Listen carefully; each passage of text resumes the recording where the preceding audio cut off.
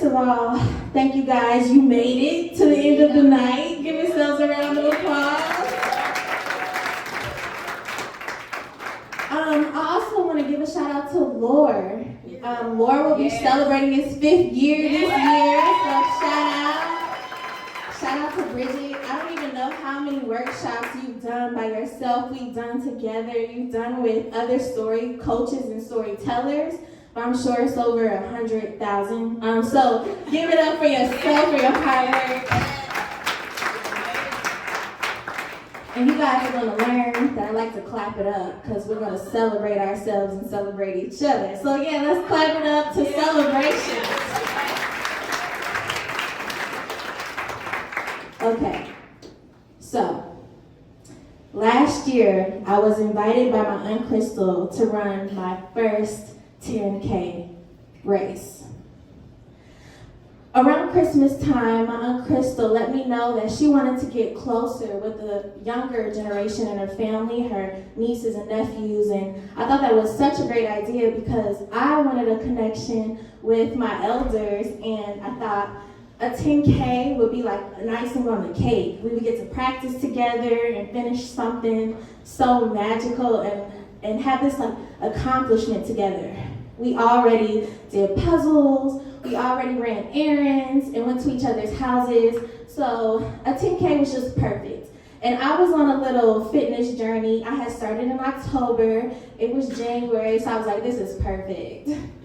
So she let me know that we would mentally prepare ourselves from January to March. And then late March, we would start. And every month, we would increase our distance. So we would start slow, do about a mile, and we would go a quarter mile, and then we would increase it. So then we would do like 3/4 miles and then run the last quarter mile and just so on and so forth. Now, last year in January, I could barely run a mile. My boyfriend and I had started working out in October, and by January, at the end of a mile, running a whole mile, I was out of breath, panting, begging for water. And so I was like, you know what, a 10K, 3 miles, I can do that. September, whatever.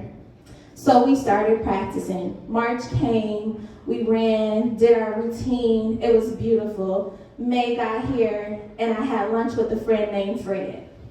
So Fred and I went to a local burger spot in Dayton, Ohio, and as we sat and I looked at my delicious fries and started to mouth them, I told Fred what was going on with my life. To Fred, me and Jamal moved in together, life is great. I just got a new job, life is great. I'm gonna run this 10K, 3 miles, life is great. He looked at me, he said, Te'Jal? I said, yes. He said, it's a 10K, right? I said, yeah, 3 miles, 10K, yeah, life is great. He said, Te'Jal, 10K is 6 miles. I said, Fred, no, it's not. He said, Te'Jal, a 10K is 6 miles. And I said, Fred, as I ate my yummy fry, no, it's not. So Fred was very adamant about this 6 mile thing. So I looked it up in my phone, and you guys, it was really 6 miles. And to be more specifically, for all the people who like to run in here, it was 0.2 miles, and that 0.2 miles really makes a difference. So as I made this discovery, I spit out my yummy fry. And I was like, oh, I gotta cancel this. I would love to bond with my aunt, and we can find other ways to bond. There are other ways to bond. And so Fred took this moment. If you know Fred Cox, he is very just an adamant person, very principled person. He was like, Te'Jal, it's May. The race is in September. You have time. I said, I don't have time. I don't have the legs. I don't have the energy. But he really put into me that this is a great opportunity to connect with my family. Not only was my aunt running, but my cousins were running as well. So to just stay at it and don't count myself out before I even tried. And I said, you know what, Fred? you're wrong, and I'm not signing up for this race.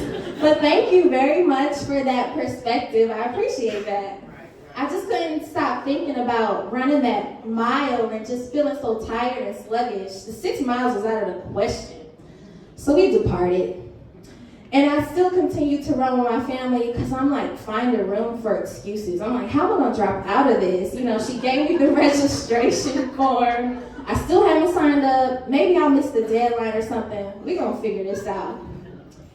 So over the next few weeks, May goes by, June comes, and the end of June comes, and a couple of my cousins drop out because of like medical reasons, schedule conflicts, and it was really discouraging because I was having a great time, spending time with my family and practicing and running.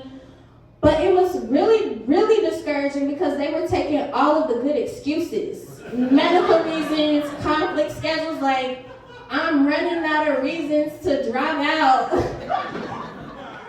But luckily, by the time that I realized that I didn't have enough reasons, we were really running 3 miles nonstop together. And so I started thinking to myself, like, maybe I can do this.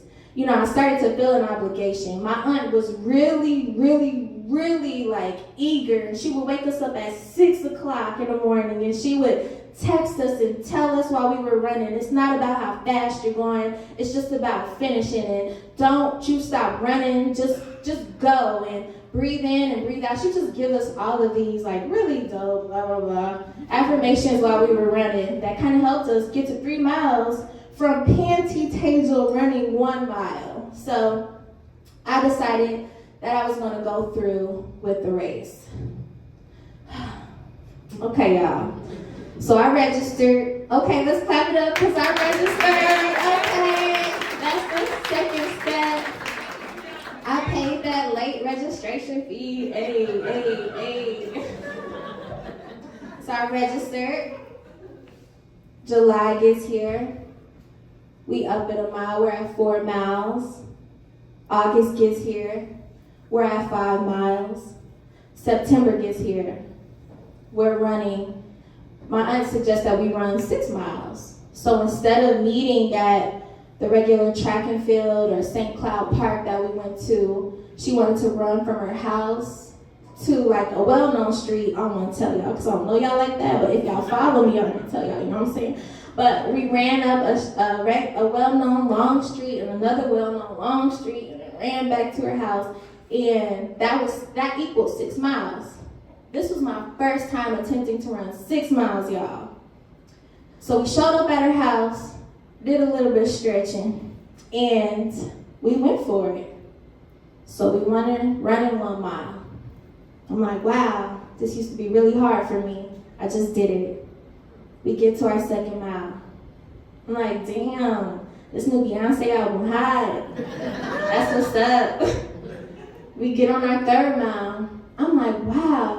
We are halfway there, and this is the mile that I thought that the 10K was, and I just ate it like cookies. Then we get to 4 miles. I'm like, okay, let me remember my pace. Remember, it's not about how fast you finish, it's just about the pace. Then we get to the 5th mile.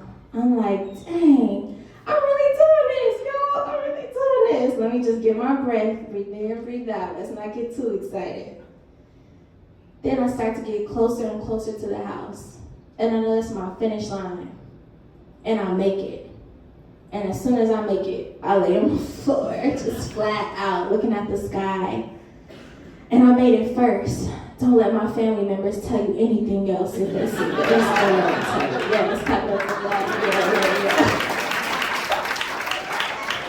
Yeah. And so, as I'm laying there with my family, my Aunt Crystal, who pushed us the whole time, and we actually ended up pushing her at the end. It was me that was waking her up, which was really dope. I just recognized, like, dang, man, I tried to count myself out before I even started the race. I didn't even give myself enough credit. I didn't even understand the value of patience and pacing yourself and taking your time and giving yourself grace. And that was a huge lesson for me. And so we did 6 miles 3 more times before the race, once a week. And then we finally got to the race. Now that's another story. But if you follow my Instagram page, you'll be able to see pictures from the journey. You can follow me at Te'Jal Cartwright on Instagram. But yeah, thank you guys. Don't count yourself out the race.